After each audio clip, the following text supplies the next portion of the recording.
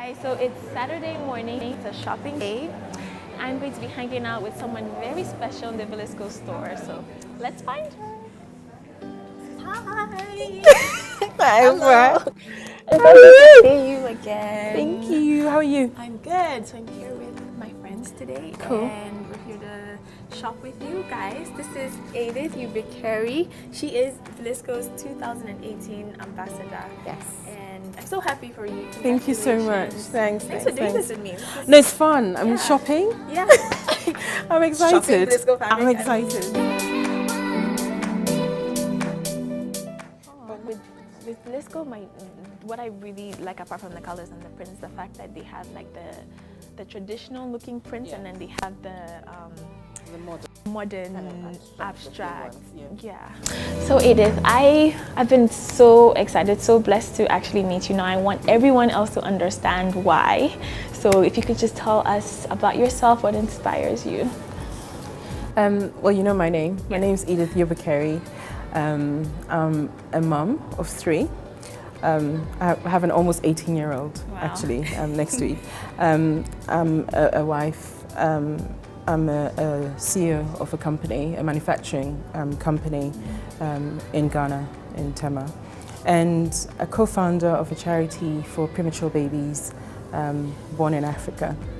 And I also founded a women's organization. It's really about excellent self-development and how we become a better us. Yeah. So that's about me. But what inspires me, I mean, it's a huge question, but I think I'm inspired by life itself. And I think I'm more inspired by the idea of being right here, right now, in this moment, and living a life that is purposeful and impactful. And so my inspiration will therefore come from so many places, but I'm actually inspired by life itself. Yeah, I like what you say about purpose, because we're all put on this earth for a specific purpose. Yeah, and so tell us about Little Big Souls. Yes. Well, Little Big Souls is a charity for premature babies who are born in Africa. We are the voice for the premature baby, and we provide a fighting chance for every baby that's born in Africa to survive. And I mean, I fell into it. Prematurity found me. My sister and I co-founded it after I lost a baby who was born premature. And I lost her in circumstances that were totally avoidable. Had the resources and the right environment been in place in the hospital in which she was at, here in Ghana actually. And so through that's how Little Big Souls was founded. So we work through various programs. The objective and the aim is to reduce death and disability for babies who are born preterm. Because remember, a baby that's born premature, it's only a baby that came too soon. Yeah. And they don't necessarily, it's not about a disease. Prematurity is not a disease. It can affect anyone regardless of your status, your lifestyle. You know, there's about 42% of cases or causes for prematurity that are unknown. You know, so we try and work on the causes that are known as well to try and prevent, but we work very much with families on a parental care program where we support families who have babies who are born premature. We have an equipment donation program where we donate equipment to neonatal intensive care units across the region. We have an awareness program, and awareness is big for me because I feel like if you can, awareness is the first step for resolving any problem, because if you can drive out ignorance, you start looking at solutions to address and solve the problem. So our awareness program is big. And then we have a training program. So we have support from neonatologists and neonatal nurses, etc., from Holland, from across the world, who come in and help us provide the care in NICU for doctors and nurses.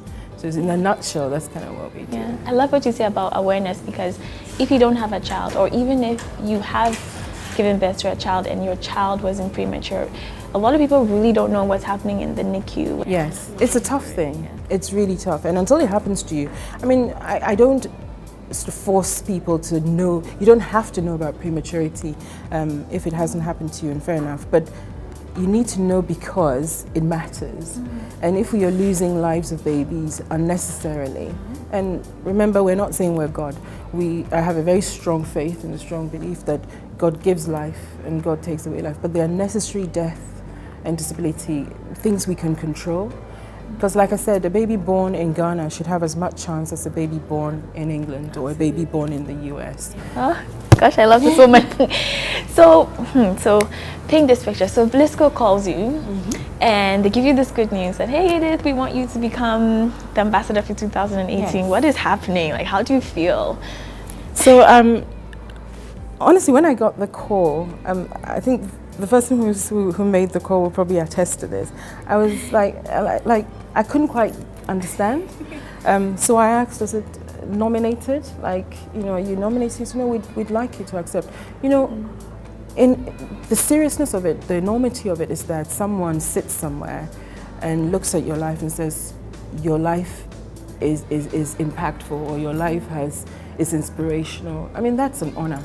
And there's a humbling effect around that. I'm not a usually public person, so of course you get a bit, you think, really?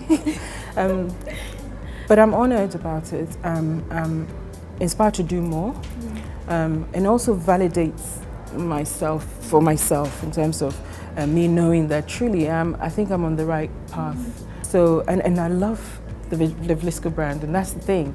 I mean, I thought, really, because this is an aspirational brand for me, and I'd grown up with my mother introducing Vlisco to me, and my mum would buy Vlisco for special occasions or give it to her, you know, her special people, and we would go with her. And as a young child, I mean, as a young girl, and over the years, I've been buying more and more, and I started buying them really for very special things. And I mean, I'm always mostly in African print, so now I actually buy Vlisco as a lifestyle choice. But so for them to think that, you know, I was worthy to be the ambassador is truly wonderful. Yes. So what are your expectations for this year? And I mean, with this platform, how do you hope to fuse it with what you do in your everyday life? First of all, I'm mindful of the fact that Vlisco chose me to be in this role because of the life that I lead. So the life won't change, but the intensity and the impact of it will. There's going to be various engagements where we will be supported. I'll be going around with the Vlisco team, but for me, I think it's the reach is wider. The opportunity to inspire people to live their best lives, to live their dreams, to align themselves with their purpose, and just do whatever they are moved and passionate to do.